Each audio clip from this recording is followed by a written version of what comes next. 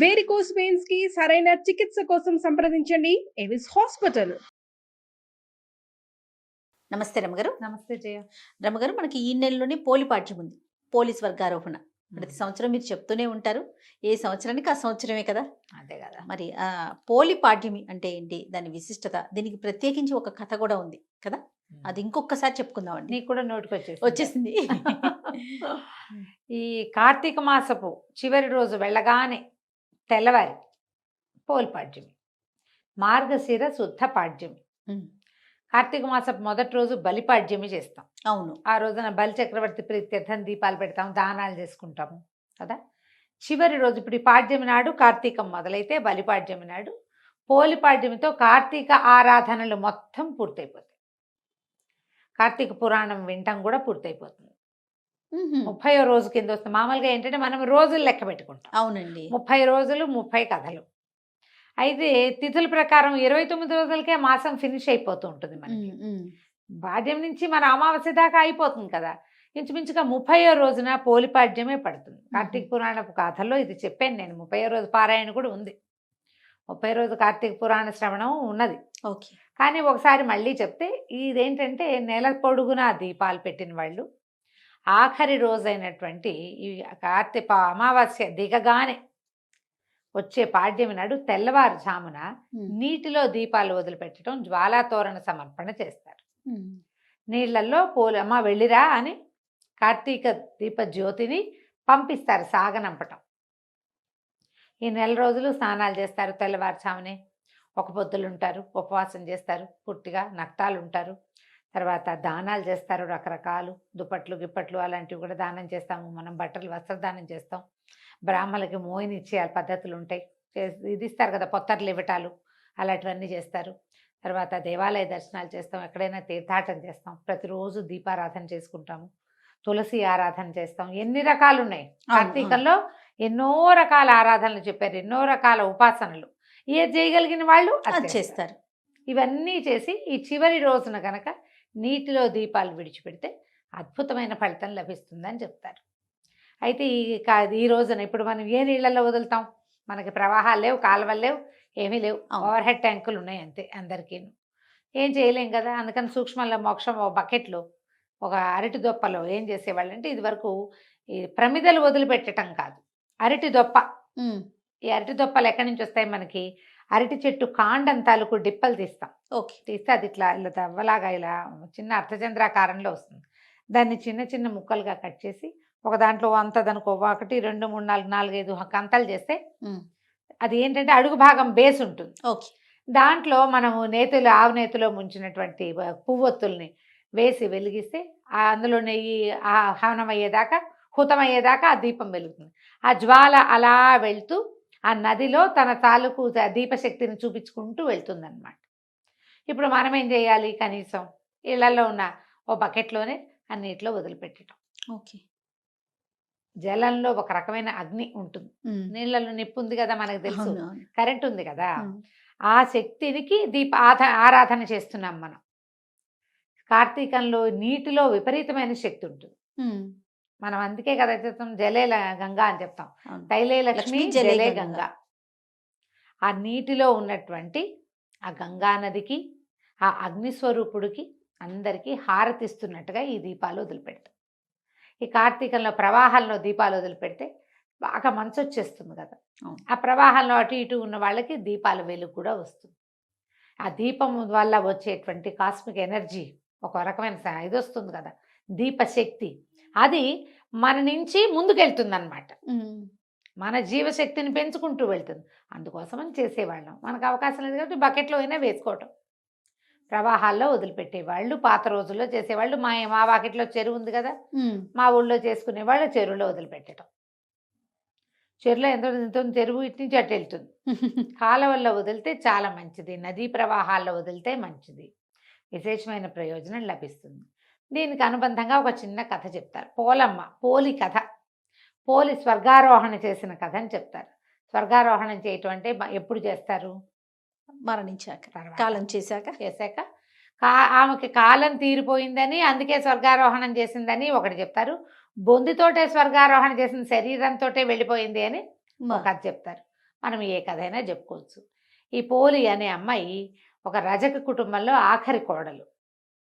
మిగిలిన వాళ్ళంతా కొంచెం గద్దరి వాళ్ళు, తెలివైన వాళ్ళు. పోలి మెతకది, భక్తురాలు. ఆ అమ్మాయికి ముందు నుంచి దేవుడికి దండం పెట్టుకోవటము, ఏదైనా మంచి పని చేయటము అవి ఉండేవి. ఇప్పుడు వీళ్ళంతా కూడా ఏంటంటే ఈ నిత్య పూజా విధానాలు లేని కాలం అది. ఓ ఈ కథాకాలము రోజువారీ దీపారాధన చేయటం, రోజువారీ భజన చేసుకోవటం, రోజువారీ పూజలు, గుళ్ళోకి వెళ్ళటాలు అవి లేవు. అందరూ గుళ్ళోకి వెళ్ళే రోజులు కూడా కావు. ఓ ప్రత్యేకంగా కార్తీక మాసం ఆరాధనా మాసంగా ఉండేది ఆ కాలంలో. ఉమ్, అప్పుడు ఏం చేసేవాళ్ళు, ఈ ఇంట్లో దీపాలు గీపాలు లేక వీళ్ళు నదీ తీరానికి వెళ్ళిపోయి నదిలో స్నానం చేసి నది ఒడ్డునే దీపారాధన చేసుకుని కార్తీక దామోదర ప్రీత్యర్థం దీపారాధన మహంకరిచి అని ఎవరన్నా అయ్యగారు మంత్రం చెప్తే చెప్పినట్టు, లేకపోతే దేవుడికి తమకు చేత వచ్చినట్టుగా దండం పెట్టుకుని స్నానం చేయటం, దీపం పెట్టడం. కార్తీకంలో ఇంకా ఏమీ లేదు, స్నానాలు దీపాలు అంతే. అయితే ఈ ఇంటిల్లిపాది వెళ్ళేవాళ్ళు. ఇప్పుడు ఇంటిల్లిపాది వెళ్ళిపోతే తెల్లవారు మళ్ళీ వెనక్కి తిరిగి వచ్చేసరికి ఎండెక్కి వస్తారు. ఉమ్, అప్పుడు దీపావళి పని ఎట్లా ఇంట్లో? ఉమ్, అందుకని మెతగతగా ఉన్నటువంటి పోలిని ఇంట్లో విడిచేసి ఆ అమ్మాయి తాలూకు 4-5 తోడుకోడళ్ళు, అత్తగారు వెళ్ళిపోయేవాళ్ళు. ఈ పిల్ల కూడా తను కార్తీక స్నానం చేయాలని అదని ఉండేది మనసు. కానీ అది కుదిరేది అవకాశం లేదు. అవకాశం లేదు. ఇంట్లో ఉన్న నీళ్ళే పోసుకొని గంగా గంగా అని గంగాదేవిని తలుచుకుని దండం పెట్టుకునేది. మామూలుగా కొంచెం శ్రద్ధాసక్తులు ఉన్న పిల్ల. వీళ్ళకి రోజువారీ పూజా విధానాలు ఉన్నట్టు కథలో చెప్పరు. ఆ కథాకాలం కూడా అలాంటిది కాదు. ఈ నెలలోనే చేసుకునేవాళ్ళు. 4 రోజులు వాళ్ళు ప్రతిరోజు వెళ్ళిపోయారు. ప్రతిరోజు పాలు దిగి, గొడ్లకు మేత ఎయ్యి, వెన్న దిగి, అది దిగి, ఇది దిగి అని చెప్పేవాళ్ళు. అయితే చివరి రోజైన ఈ పాడ్యమి నాడు, అదేంటి అమావాస్య వెళ్ళిపోయింది. ఆ అమ్మాయి అమావాస్య ఉందనే భావించింది. అమావాస్య వెళ్ళిపోతాం. వీళ్ళంతా వెళ్ళిపోయారు దీపాలు పెట్టుకోవడానికి. ఈ అమ్మాయి ఏమనుకుందంటే, ఇంట్లో ఉన్నాం, కనీసం ఇక్కడైనా దీపం పెట్టుకుందాం వీళ్ళు వచ్చే లోపలని ఏం చేసింది, ఇక అత్తగారన్నీ తలుపులు వేసుకుంటుంది. వాళ్ళ ఇంట్లో దీపారాధనకి వ్యవహారాలు ఏమీ లేవు. ఉమ్, ఉన్నవి పట్టుకెళ్ళి అక్కడ దీపం పెట్టుకుంటారు వాళ్ళు, ఇక్కడేం లేదు. అందుకని ఈ అమ్మాయి ఏం చేసిందట, వెన్న చిలికి ఆ కవ్వానికి ఉన్న అది ఇంత ముద్ద రావాలి లెక్క, అది తీసి అక్కడ పెట్టింది. కవ్వానికి వెన్న అంటుకుని ఉంటుంది గాళ్ళల్లో, తెలుసు కదా, ముద్దలా ఉంటుంది కవ్వం ముద్ద. ఆ ముద్ద తీసి దాంట్లోంచి అట్లా అలా గదిస్తే అంత నలకంత వెన్న వచ్చింది. ఆ దొడ్లో ఒక పమిడిపత్తి చెట్టు ఉందట వాళ్ళకి. చెట్టు విచ్చుకుంటాయి కాయలు. అవును. అందులోంచి కొద్దిగా పత్తి తీసి దాన్ని బాగా నలిపి ఒత్తి చేసి ఈ వెన్నతోటి తడిపి ఒక చిన్న ఆకు దొన్నెలో ఆ దీపాన్ని ముట్టించి ఏం చేసింది, చాకలి కడవ ఉంటుంది వాళ్ళ ఇంట్లో, చాకలి బాణ, బట్టలు ఉడకబెట్టడానికి వాడతారు. అవును. పొయ్యెక్కిచ్చి చవుడు అవి వేసి బట్టలు ఇస్త్రీ చేస్తారు కదా వాళ్ళు, దాన్ని ఏదో అంటారమ్మా, బట్టల్ని కమ్ము బిడవటం అంటారు. మీ ఊళ్ళల్లో ఏమంటారో నాకు తెలీదు. కమ్ము బిడిచి ఇవ్వు అని చెప్పేవాళ్ళు మా వాళ్ళు. కమ్ము బిడవటం అంటే ఆ నీళ్లు బాగా మరిగించి అందులో సున్నము, చవుడు ఏదో వేసి ఈ దుప్పట్లు కొంచెం గార రంగు వచ్చేస్తాయి, పాతపడిపోయి అంటే మాసిపోయిన దుప్పట్లు అందులో పడేసి ఉడికిచ్చేవాళ్ళు. ఆహా. ఉడికించాక బట్టలు బాగా వేడి నీళ్ళల్లో సలసల్లాడితే ఆ గాళ్ళల్లో అవే నేతలో ఇరుక్కుపోయిన మురికంతా బయటకు వచ్చేస్తుంది. తర్వాత ఏం చేసేవాళ్ళు, శుభ్రంగా జాడిచ్చి 2 దెబ్బలు కొట్టి జాడిచ్చేసి ఆరేసి ఇస్త్రీ చేసి ఇచ్చేవాళ్ళు. కమ్ము బిడవటం, కమ్ము పిడిచినట్టుంది అని చెప్పేవాళ్ళు. దాని పేరే అది, ఇంకా అంతకంటే వేరే ఏముందో నాకు తెలియదు. ఓకే. అయితే ఈ బాణ ఒకటి ఉంది పెద్దది, అవి చిట్టి ఉండవు, బాగా 25-30 దుప్పట్లు ఎట్ ఏ టైం వేసేలాగా పెద్ద చాకలి బాణ, దాని పేరే అది, చాలా పెద్దది. అది తిరిగేసి అందులో నీళ్ళు పోసి ఆ బాణలో విడిచిపెట్టింది ఆ దీపాన్ని. అయితే ఏమైంది, అదే సమయానికి విష్ణుదూతలు వెళ్తున్నారట ఆకాశంలో. వెళ్తుంటే ఈ అమ్మాయి ఆ బాణలో దీపం వేశాక గుమ్మానికి ఆనుకొని కూర్చుంది. ప్రాణం పోయింది, ఆ అమ్మాయికి సమయం అయిపోయింది. ప్రాణం పోయేసరికల్లా చటుక్కున వీళ్ళు దిగొచ్చి దేవదూతలు ఎవరు కూడా విష్ణు పార్షదులే వచ్చి ఆ అమ్మాయిని చేదుకొని దాంట్లో కూర్చోబెట్టుకున్నారు. పుష్పక విమానంలో ఒక విమానం వేసుకొచ్చారు వాళ్ళు. వీళ్ళిద్దరూ ఎట్లా ఉన్నారు, శంఖచక్రాలు ధరించి తామర పువ్వులు మెళ్ళలో దండలు కూడా కమలాలంకృతులుగా ఉంటారు వాళ్ళు. ఓహో. సాక్షాత్ విష్ణు స్వరూపులుగానే ఉంటారనమాట. చక్కగా ఉన్నారు, పద్మమాలాలంకృతులుగా ఉన్నారు అని చెప్తారు. ఎప్పుడైతే ఈ అమ్మాయి ఆ విమానంలో కూర్చుందో కాళ్ళు వేళ్లాడేసుకుని కూర్చుందట పక్కన ఒదిగి. కూర్చునేసరికల్లా ఈ అమ్మాయి వీళ్ళింటి నుంచి విమానం లేచేసరికల్లా చుట్టుపక్కల వాళ్ళు చూసేసి అమ్మో పోలిని తీసుకుపోతున్నారు, పోలికి స్వర్గం వచ్చేసిందని కేకలు పెట్టేసరికల్లా ఆ కేకలు ఒక్క కేక నుంచి ఓ కేక అట్ట పోయి ఆ నది తీరం నుంచి స్నానం చేసి తిరిగి వస్తున్న అత్త ఆ తోడుకోడళ్ళకి వినపడింది. అందరూ ఆశ్చర్యపడి, ఇదేంటి 4 రోజులు దీపం మేము పెడితే దీనికెటా వచ్చింది స్వర్గం, విమానం మాకు రావాలి, దానికెటా వచ్చింది? అత్తగారు పరిగెత్తుకుంటూ వచ్చి అవి ఎగిరిపోతున్న విమానంలో నుంచి కాళ్ళు వేళ్లాడేసి కూర్చుని ఆ పోలి కాళ్ళు పట్టేసుకుందట ఆవిడ వెళ్ళటానికి. తను కూడా ఆ అమ్మాయి కాళ్ళు, అత్తగారి కాళ్ళు పెద్ద కోడలు కాళ్ళు చిన్న కోడలు, అట్ట వరుసగా 5గురు ఒకళ్ళ కాళ్ళు ఒకళ్ళు పట్టుకుని వేళ్లాడుతూ వెళ్ళారు. పైకి వెళ్ళారు కొంత మేరకి. వెళ్ళేసరికల్లా ఈ దేవదూతలు ఇద్దరు ఉన్నారు కదా, విష్ణు పార్షదులు ఇద్దరు చూసి, ఈ అమ్మాయికి అవకాశం ఉంది మీకు అవకాశం లేదని అత్తగారి చేతుల మీద ఒక దెబ్బ కొడితే మొత్తం అంతా గుంపంతా కింద పడిపోయారు. పోలీస్ స్వర్గానికి వెళ్ళిపోయింది. అది మార్గశిర శుద్ధ పాడ్యమి, అమావాస్య వెళ్ళిపోయిన మరుసటి రోజు. ఆ రోజున అమ్మాయికి స్వర్గారోహణ లభించింది. ఆఖరి రోజైనా దీపం పెట్టండి నాయనా, స్వర్గం లభిస్తుందని చెప్పడం. చివరి రోజున 4 రోజులు చేయలే, పాడ్యం నాడైనా పెట్టండి కనీసం, అంతే.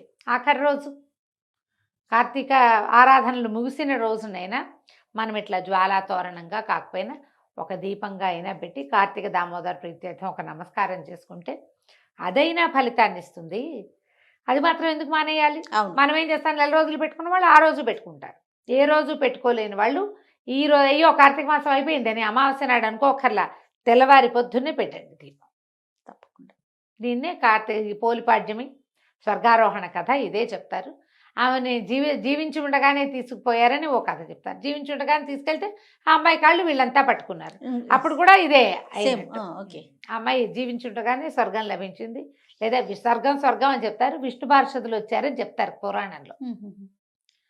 ఆమెకు అవకాశం లభించింది. ఎందుకంటే శ్రద్ధ, ఆసక్తి, భక్తి ఈ మూడిటి వల్ల ఎంత అవకాశం ఉంటే అదేదో బ్రహ్మాండం పగలదీసే పూజ కాకపోయినా చిన్నది కనీసం అందుబాటులో ఉన్న చిన్న దీపం పెట్టి, దేవుడా ఇదంతా నీ వల్ల అని ఒక దండం పెడితే చాలదు, అంతే. అదైనా చాలు. ఆ ఒక్కరోజైనా చేతనైనంత చిన్న దీపమైనా పెట్టి నమస్కారం చేసుకోమని. ఇప్పుడు ఆ రోజు ఈ కథ వినాలా రమ్మగారు? ఈ కథ వినాలి, ఈ కథ తలుచుకుంటే మంచిది. సంతోషం. ఇంకా ప్రత్యేకించి మనం చేయాల్సిన పూజా విధానం ఏమన్నా ఉంటుంది? ఏమీ లేదు, దీపం పెట్టడమే ప్రధానం, అంతేనా? అంతే.